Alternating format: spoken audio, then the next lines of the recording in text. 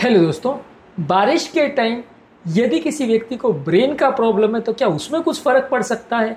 ज़्यादातर लोग कहेंगे नहीं, बारिश का ब्रेन पर क्या फ़र्क पड़ेगा। ज़्यादातर बारिश का रेस्पिरेटरी सिस्टम पर फ़र्क पड़ सकता है, थोड़ा बहुत हमारे खाने पीने में फ़र्क पड़ सकता है। लेकिन क्या कुछ ऐसे फैक्टर्स हैं जो हमारे ब्रेन की बीमारियों पर या ब्रेन से रिलेटेड इश्यूज़ पर या साइकेट्रिक इश्यूज़ पर कुछ इफेक्ट कर सकते हैं। आज इसको डिस्कस करेंगे। ये एक अनयूजुअल टॉपिक है। ज़्यादातर इवेंट आप डॉक्टर से भी पूछोगे तो आपको एक वेग सा जवाब मिलेगा, एक क्लियर कट जवाब नहीं मिलेगा, क्योंकि इस बारे में ज़्यादा कभी कोई डिस्कशन नहीं होती है। लेकिन बारिश कई तरह से हमारे ब्रेन के प्रॉब्लम्स को भी बढ़ा सकता है और उससे रिलेटेड इश्यूज़ क्रिएट कर सकता है। आज उन एस्पेक्ट्स और इश्यूज़ पर बात करेंगे। टॉपिक पर जाने से पहले जो लोग हमारे चैनल पर नए हैं उन्हें रिक्वेस्ट करूँगा कि चैनल को सब्सक्राइब करें, वीडियोज़ को लाइक करें, शेयर करें, फॉलो करें, कमेंट करें, पूरा देखें। टॉपिक के साथ साथ ही हम डिस्कस करते चलेंगे कि कौन कौन सी प्रॉब्लम्स होती है और किस तरह से हमारे ब्रेन को अफेक्ट करती है, और ओवरऑल थोड़ा प्रिवेंटिव स्टेप्स पर भी बात करेंगे टॉपिक के एंड में। इसलिए वीडियो को अंत तक देखिएगा। तो बिना समय बिगाड़े चलिए शुरू करते हैं इंपॉर्टेंट वीडियो।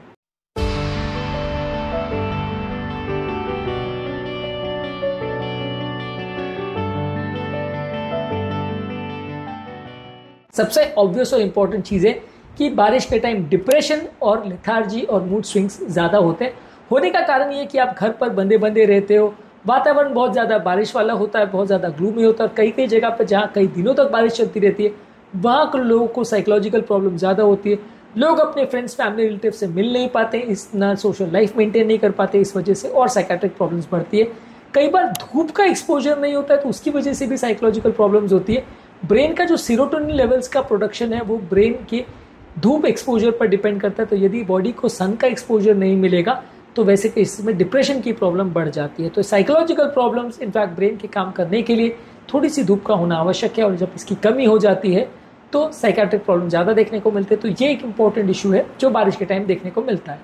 इसके अलावा बारिश के टाइम अलग अलग तरह के बॉडी में इन्फेक्शन होते हैं। खराब तरह का खाना और खराब तरह का पानी बहुत सारे इन्फेक्शन लेके आता है। कुछ इसमें ब्रेन को भी अफेक्ट कर सकते हैं। कुछ ऑर्गेनिजम्स और पैरासाइट्स और वर्म्स बारिश के टाइम ज़्यादा देखने को मिलते हैं, ये भी हमारे ब्रेन को अफेक्ट कर सकते हैं। इनकी वजह से हेडेक होना, फीवर होना और कई बार मेमोरी रिलेटेड इश्यूज होने का चांस भी होता है, खासकर ये जब इन्फेक्शन पूरे शरीर में फैल जाता है तब।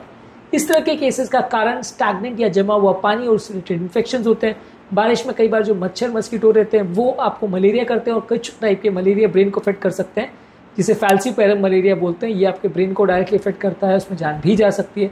ये भी एक इंपॉर्टेंट इशू है जो बारिश के टाइम ज़्यादा देखने को मिलता है। मच्छर ज़्यादा देखने को मिलते हैं। ज़्यादा ह्यूमिडिटी वातावरण में फंगस भी पैदा करता है, ज़्यादा बैक्टीरिया भी पैदा करता है, और ये फंगस और बैक्टीरिया अलग अलग तरह के इन्फेक्शंस कर सकते हैं।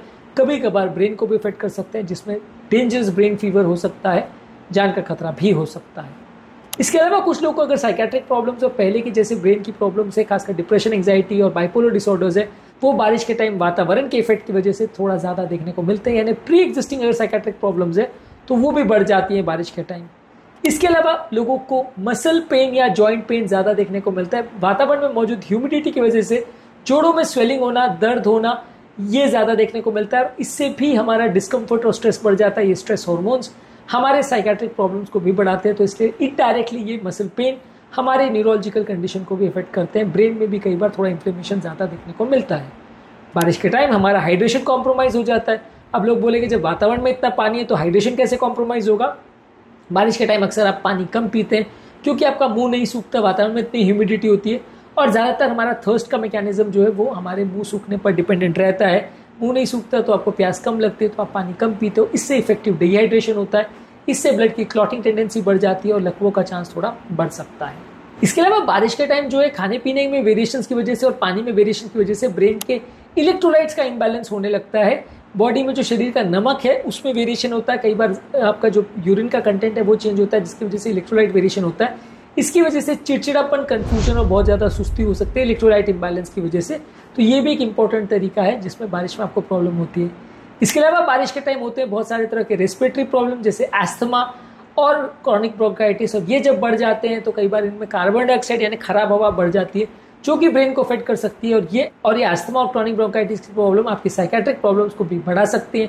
आपको रेस्पिरेटरी डिफिकल्टी ज़्यादा होने लगती है, हॉस्पिटल भर्ती होने की जरूरत भी पड़ सकती है। इसकी वजह से ये भी हमारे मेंटल हेल्थ को डायरेक्टली और इनडायरेक्टली अफेक्ट करती है। कुछ स्टडीज ने ये भी शो किया है कि बारिश के टाइम जो ह्यूमिडिटी होती है हमारे स्लीप के स्टेटस को अफेक्ट करती है, हमारी नींद अच्छी नहीं लगती। इसकी वजह से भी चिड़चिड़ापन ज़्यादा होता है, आपको बहुत ज़्यादा कमजोरी, सुस्ती होती है, नींद ना आने का प्रॉब्लम होता है। ये भी एक इंपॉर्टेंट इशू है जो ब्रेन की हेल्थ को अफेक्ट करता है। इसके अलावा एक और इम्पॉर्टेंट चीज़ है जो बारिश के टाइम होती है कि आपको धूप का एक्सपोजर नहीं मिलता है। जब धूप का एक्सपोजर नहीं मिलता है तो आपकी बॉडी में विटामिन डी नहीं बनता है, और जब विटामिन डी नहीं बनता है या कम बनता है तो ब्रेन डिप्रेशन में जाता है, कमजोरी होती है, कॉग्निटिव इंपेयरमेंट होता है, ब्रेन बराबर काम नहीं कर पाता है। तो ये भी एक इनडायरेक्ट तरीका है जिसमें जब धूप नहीं निकलती है तो आपका ब्रेन का फंक्शनिंग कॉम्प्रोमाइज हो सकता है। इसके अलावा और भी थोड़ी बहुत इश्यूज हैं। बारिश के टाइम आप डॉक्टर्स के पास नहीं जा पाते। यदि आपको पहले का कोई ट्रीटमेंट चालू हो रहा है तो आप उनके पास नहीं जा पाते। आपके कई अपॉइंटमेंट्स बारिश की वजह से कैंसिल हो जाते हैं। कई दवाइयाँ जो आप ले रहे हैं वो इरेगुलर हो जाती है, दवाई की सप्लाई कॉम्प्रोमाइज़ हो जाती है। घर पर रखी कई दवाई बारिश के सीलन की वजह से खराब हो जाती है, इसलिए आप लेते भी है तो असर नहीं करती है। तो बाकी शरीर की बीमारियों की तरह से ये ब्रेन की बीमारी में भी इंपॉर्टेंट इफेक्ट होता है, और दवाइयों की कमी की वजह से आपकी pre existing brain related problem suddenly बिगड़ सकती है। इस तरह के प्रॉब्लम से निपटने के लिए क्या कर सकते हैं? थोड़ा सा आप धूप में ज़्यादा टाइम स्पेंड करें, जब भी मौका मिले धूप में थोड़ा टाइम स्पेंड करें, इससे डिप्रेशन कम होगा। इसे लाइट थेरेपी बोलते हैं। पानी ज़्यादा मात्रा में पीजिए, हेल्दी डाइट लीजिए जिसमें विटामिन मिनरल्स हो ताकि ओवरऑल इम्यूनिटी कॉम्प्रोमाइज़ नहीं हो। रेगुलर बेस पे एक्सरसाइज कीजिए, विटामिन मिनरल्स के सप्लीमेंट्स ले सकते हैं। वातावरण में प्रॉपर वेंटिलेशन होना चाहिए, वातावरण में बहुत एक्सेसिव ह्यूमिडिटी नहीं होना चाहिए। कमरे में वेंटिलेशन प्रॉपर रहेगा तो उससे आपको थोड़ा बेटर रहेगा। रेगुलर अपने डॉक्टर्स के साथ मेडिकल चेकअप्स करते रहिए। यदि आपको पहले की दवाइयाँ चल रही है तो मेडिसिन रेगुलरली लेते रहिए। नींद अच्छी रखिए, योगा प्राणायाम डीप ब्रीथिंग एक्सरसाइज करिए। ये सारी चीज़ें करने से आपका ओवरऑल मेंटल हेल्थ ठीक रहेगा और आपको साइकेट्रिक प्रॉब्लम्स या ब्रेन रिलेटेड प्रॉब्लम्स बारिश के टाइम कम होंगे। तो आज के टॉपिक में एक अनयूजुअल चीज़ पर हमने बात करी कि किस तरह से बारिश आपके मेंटल हेल्थ को और आपके ब्रेन की बीमारी को अफेक्ट करता है, कौन से डायरेक्ट और इनडायरेक्ट तरीके हैं जिससे आपका ब्रेन हेल्थ कॉम्प्रोमाइज़ हो सकता है बारिश के टाइम। उम्मीद करूंगा कि आज के टॉपिक में कुछ नया जानने को मिला होगा जो कि आपको शायद ही और कहीं डिस्कशन में कहीं मिले। ज़्यादातर लोग इस बारे में ना कभी डिस्कशन करते हैं ना सोचते हैं, तो इसलिए बारे में सोचना और समझना और इसके लिए प्रिवेंटिव स्टेप्स लेना अनिवार्य है। टॉपिक एंड करने से पहले जो लोग हमारे चैनल पर नए हैं उन्हें रिक्वेस्ट करूँगा सब्सक्राइब करें, वीडियोस को लाइक करें, शेयर करें, फॉलो करें, कमेंट करें, पूरा